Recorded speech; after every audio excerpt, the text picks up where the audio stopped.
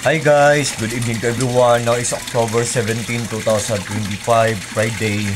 And guys, andito ako ngayon sa Carfish Pond ko kasi honestly dito talaga ako nagtatambay guys pag wala akong ginagawa. And hello pala sa mga ka-solar dyan kasi solar lang nagpapandar sa lahat ng mga appliances namin for the whole 24 hours. Wala kaming electric bill every month. Zero electric bill kami every month kasi solar lang ang nagpapaandar sa lahat ng mga appliances na every month. At saka ano guys, sa video ko to guys, i-flex ko ang UV lights ko. Oh, sa lahat ng mga fish keepers dyan, kung naghahanap po kayo ng UV lights po, color violet na ilaw po, underwater po, waterproof po siya. Tapos good pa ang quality, matipid pa sa kuryente, tapos mura lang siya. Guys, kung naghahanap man kayo, just trust me, just click my link or just click my yellow basket and just try. Kasi ang solar power system setup namin may monitoring. Nalalaman namin o namomonitor namin kung matipid lang siyang kumain ng kuryente, kung good ang kanyang quality. So, ang mga UV lights ko guys, iba't iba ang mga shops, iba't iba ang mga sellers, pero lahat sila guys, very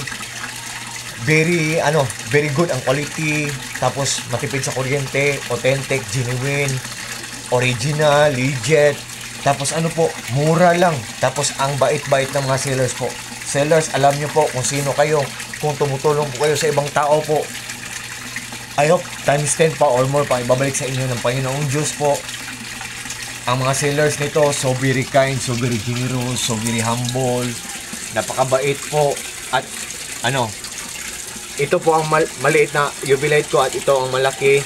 At guys, sellers, sa mga shops nyo po, more sales to come or more clients to come or more customers to come, more followers to come, more blessings to come. They are always together with your loved ones or together with your family, and God bless po, seller. Thank you so much po. God bless us all. Thank you so much.